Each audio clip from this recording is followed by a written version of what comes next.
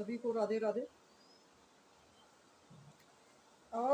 आज कुछ महाकुंभ मेले को लेके कुछ बातें करनी है। और देखिए, जैसे महाकुंभ में जो भगदड़ मची थी 29 तारीख को, और उसमें कुछ लोग जो है घायल हुए और कुछ लोग बेचारे, कुछ लोगों की मृत्यु हुई है।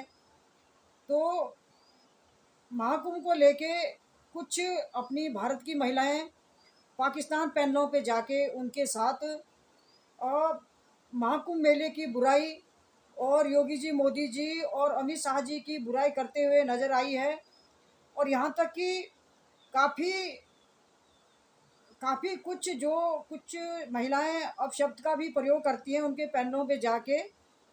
और देखिए, जो धीरेन्द्र शास्त्री जी है, उनको लेके भी कुछ महिलाओं ने टिप्पणी की है कि भाई, अगर धीरेन्द्र शास्त्री को इतना ही सब कुछ आता है, उनको ये सब चीज़ पता रहता है, तो जब भगदड़ मची थी और वहाँ इतने लोग मरे हैं, इतने लोग घायल हुए, तो उससे पहले जो है धीरेन्द्र शास्त्री ने वो बात क्यों नहीं रखी कि भाई अब वहाँ पे ऐसा ऐसा होने वाला है। ये कुछ अपनी भारत की महिलाएं हैं और पाकिस्तान पैनलों पे ये जाते हैं और उनके साथ ये बातों पे बातें मिलाती है। और ख़ासकर मैं तो इतना ही कहूँगी कि भाई, अपने भारत में आप लोग रह रहे हैं, अपने भारत का आप खा पी रहे हैं और अपने देश की आप बुराई करते हैं पाकिस्तान पैनलों पे जाके, और उनके बातों पे बातें मिलाती है ना। तो देखिए, वो तो भाई करेंगे ही बुराई, है ना। पाकिस्तान का और भारत का जो संबंध है वो अच्छा नहीं है, तो वो तो टिप्पणी करेंगे ही। लेकिन मैं अपने भारत की महिलाओं को बोलूँगी कि भाई, जो आप इस तरह की जो बातें करती है, इस तरह की जो हदें इस तरह की जो हदें ये लोग पार कर रहे हैं। और ख़ासकर ये अमित शाह जी को बोलते हैं कि भाई, गुलाम हैदर ने जो है एक एप्लीकेशन डाली थी जयशंकर जी के लिए और अमित शाह जी के लिए, बच्चों से रिलेटेड। तो अभी तक उस पर जो है अमित शाह जी ने और जयशंकर जी ने कोई कार्रवाई नहीं की, ना ही जवाब दिया है। तो इसी कड़ी को ये मिलाते हुए वही फिर महाकुंभ की ये बुराइयां करने लगती है उनके पैनलों में बैठ के। और अपने सरकार को ये लोग उनके साथ मिलकर टारगेट करते हैं। तो देखिए, मैं तो इतना ही बोलूँगी कि भाई, इतना बड़ा आयोजन वहाँ पे था, इतने करोड़ों की संख्या में वहाँ पे महाकुंभ में लोग पहुँचे थे। तो भीड़ भाड़ में जो है ये सब चीज़ हो जाता है। और ये तो पहली बार नहीं हुआ है। हमने तो ये भी सुना है कि जब कांग्रेस की सरकार थी, तब भी वहाँ पे जब महाकुंभ का जो मेला लगा था, उस दौरान भी वहाँ पे जो है इसी तरह की भगदड़ मची थी, कुछ अस्त व्यस्तता हुई थी और तब ये भगदड़ मची थी। उस समय भी काफ़ी सारे लोग घायल हुए थे, बहुत सारे लोग मरे थे। तो उस समय तो ये ओपन नहीं हुआ।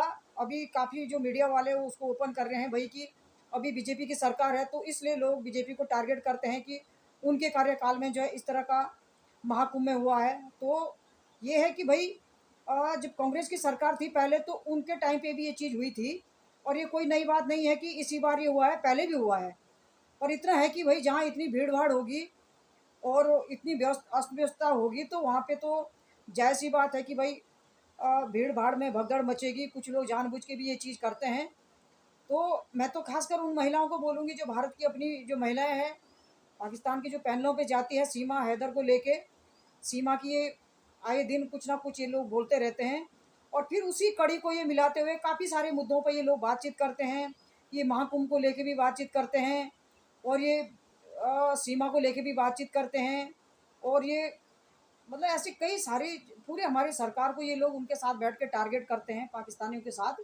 और मैंने तो ये देखा है कि जिनके पैनलों पे ये महिलाएं बैठती हैं, वो उकसाने का प्रयास करते हैं। और वो तो इनको उकसा देते हैं कि भाई, तुम्हारी सरकार ऐसे भी नहीं कर रही, तुम्हारी सरकार वो भी नहीं कर रही, तुम्हारी सरकार ऐसी है वैसी है। और ये जो ये महिलाएं ये भावुक होके ना, फिर कुछ मतलब अपने मुंह से कुछ कुछ बोलने लगती है, अपने सरकार के प्रति ये बुराइयां करने लगती है, अपने न्यायपालिका की ये बुराइयां करने लगती है फिर।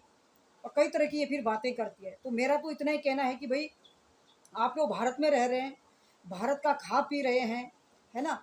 और उनके पैनलों पे बैठ के आप अपने ही देश को टारगेट करते हैं उनके साथ, अपने योगी जी, मोदी जी को, अपने अमित शाह जी को, अपने जयशंकर जी को आप लोग टारगेट करते हैं। चलो, वो तो उनके हमारे संबंध अच्छे नहीं हैं। और दूसरी बात है, वो जो यहाँ पे गुलाम का, सीमा का जो केस अभी चल रहा है, उससे रिलेटेड ये लोग कुछ ना कुछ प्रोपोगेंडा चलते रहते हैं और इन महिलाओं को उकसाते हैं। तो मैं तो ये बोलती हूँ कि भाई, चलो, वो तो उकसाने का प्रयास करते हैं, अपना विवेक होता है सबका ना, अपने विवेक से सबको काम लेना चाहिए। अगर वो हमारे सरकार को टारगेट करती है, हमारे कुछ भी न्यायपालिका के ऊपर वो लोग उंगली उठाते हैं, तो वहाँ जवाब देना बनता है कि नहीं बनता है, कि बुराई उनके साथ बुराई पे बुराई करनी चाहिए। तो ये सारी की सारी जो ये परेशानियां हैं, ये मुझे जैसे बोला जाता है कि भाई बादल बाबू को तो वहाँ सजा हो गई है और हमारी सरकार तो वैसी है, हमारी सरकार तो वैसी है, और यहाँ जो भारत की सरकार है वो सोई हुई है, उनके कान में जूं तक नहीं रेंगती है। सीमा को जो है बिल्कुल अभी तक ना जेल हुई, ना डिपोर्ट हुई, ना बच्चे डिपोर्ट हुए, अभी कुछ भी नहीं है, और उसको शरण दे दी है। तो ये इन लोगों का कहना है। मैं उनको बोलती हूँ जो ये रात दिन गुलाम के साथ उठने बैठने वाले लोग हैं, और इनके पैनलों पे हमारी कुछ बहनें, भारत की कुछ औरतें जाती हैं, और ये भी इनके पैनलों पे हाँ मिलाती है, और फिर उन्हीं के कहने के अनुसार ये लोग कुछ ना कुछ ये भी बोलती रहती है। तो मैं तो इतना ही कहूँगी कि भाई अभी तो जो केस है वो कोर्ट में जा रखा है, केस कोर्ट में पहुंचा हुआ है, और अब तो न्याय अन्याय वहीं से मिलेगा है। केस किसके फेवर में जाएगा, सीमा के फेवर में जाएगा, गुलाम के फेवर में जाएगा, ये अभी कोई पता नहीं है। पर कम से कम जो मेरा मानना तो इतना है कि कम से कम जो इस तरह की टीका टिप्पणी, जिस तरह का भी ये महिलाएं वहाँ पे जाके कुछ कुछ बोलती रहती है, उनके बातों पे बातें मिलाती रहती है, तो ये कोई अच्छी बात है कि अपने देश के प्रति बुराई करना है, अपने नेताओं के प्रति बुराई करना है, अपने सरकार के प्रति बुराई करना है, ये अच्छी बात होती है ना। अभी तो केस चल रहा उनका, गुलाम का, सीमा का, कौन विजय होता है, सीमा विजय होती है, गुलाम विजय होता है, केस किसके फेवर में जाता है।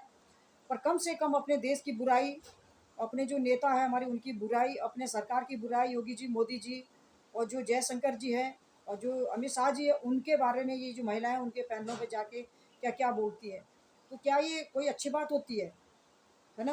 अब वो तो उकसाने का प्रयास करेंगे ही, वो तो आप लोगों से उगलाना चाहते हैं अपने देश के प्रति ना।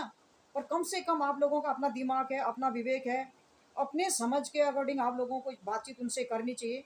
ठीक है, बैठिए, आप उनके पैनलों पे जाइए, आप टॉपिक पे बात करो। अगर आप गुलाम हैदर के साथ खड़े हैं तो टॉपिक पे बात करो, ना कि इधर उधर दायां बायां, और यानी कि महाकुंभ मेले को लेके आप लोग कुछ कुछ उनके साथ बोलो, है ना। फिर बोल रहे कि भाई वहाँ पे जो लाशों की ढेर लगी थी, वो लाशों की ढेर जो है सरकार ने जो है कूड़े में छुपाई है, नीचे दफनाई है। तो ये सारी के सारी जो ये फालतू बातें होती ना, आप ऐसे मत सोचो कि ये क्लिप आपकी सरकार तक नहीं पहुंच रही है। सरकार तक जो है हर चीज़ आपकी पहुंच रही है, आप क्या बोल रहे हैं क्या नहीं बोल रहे हैं, आप ऐसे मत सोचिएगा। पर कम से कम अपने शब्दों को मर्यादित होके, अपने शब्दों को जब भी आप लोग बोलते हैं तो आप इस तरह जो भड़काऊ बयान होते हैं वो ना दें, इससे तो जनता भड़क सकती है। और कुछ भी इसमें जो है ये भाई कभी भी ये जो है आंदोलन हो सकता है, जिस तरह आप गुलाम हैदर के जो भी पक्ष में है, कुछ लोग, मैं सबकी बात नहीं करी, कुछ लोग हैं जो इस तरह के भड़काऊ बयान दे रहे हैं, वो पाकिस्तान पैनलों पे बैठ के ना, तो कुछ भी यहाँ पे ना आंदोलन हो सकता है, यहाँ पे कुछ भी दिक्कतें हो सकती है। अगर आप इस तरह की हरकतें करेंगे तो भाई सरकार एक्शन में आ सकती है। और ऐसे मत सोचेगा कि आपकी क्लिपें सरकार तक नहीं पहुँचती है, एक एक चीज़ सरकार तक आपकी पहुँच रही है। आप क्या बोल रहे हैं क्या नहीं बोल रहे हैं, सरकार के खिलाफ आप कितनी बातें करते हैं। और मैं तो इतना ही कहूँगी कि भाई जैसे गुलाम के आप सपोर्टर हैं तो कम से कम अपने बात को जायज़ रखें। गुलाम हैदर का केस तो आप लोगों ने ख़राब कर ही दिया, सत्यानाश कर दिया है, तो जो अभी बचा कुचा है उसको तो रहने दो, हो सकता है गुलाम हैदर को विजय मिल जाए।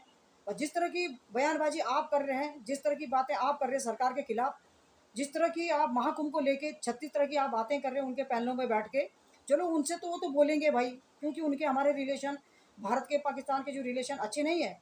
पर कम से कम जब अपनी भारत की जो महिलाएं हैं उनके साथ बैठती उठती है, कम से कम आपको तो इस तरह के शब्द नहीं बोलने चाहिए। इस तरह की जो आप लोगों से बुलवाना चाहते हैं वो आप लोग बोलते हैं, जबकि आप लोगों को उनका विरोध करना चाहिए जब वो सरकार को टारगेट करते हैं और हमारी न्यायपालिका को टारगेट करते हैं, योगी जी, मोदी जी को, अमित शाह जी को, जयशंकर जी को जब ये टारगेट करते हैं, कुछ कुछ ये बोलते हैं, तो आप लोगों को वहाँ जवाब देना आप लोगों का बनता है, ना कि उनके बातों पे बातें आप लोगों को मिलाने बनती है।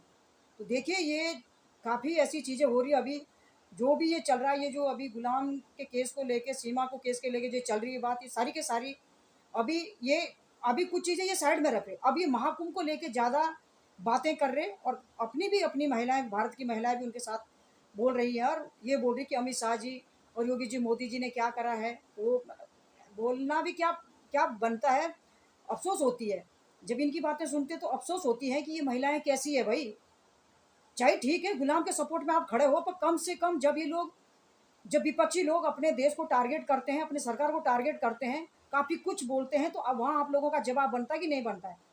ना कि आप उनकी बातों पे बातें मिला और आप भी वही टोन में फिर बातें करने लग जाओ।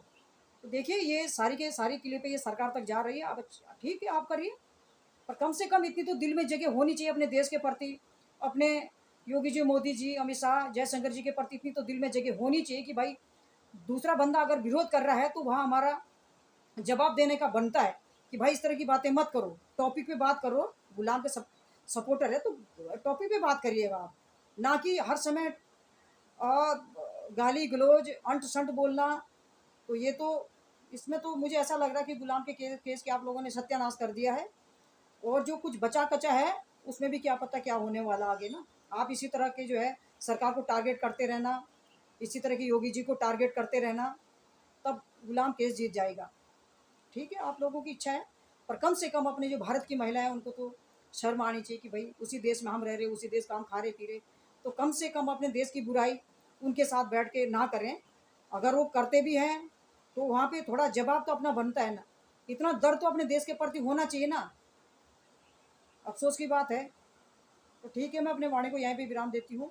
आगे आप इस वीडियो को लाइक और सब्सक्राइब जरूर करें। धन्यवाद।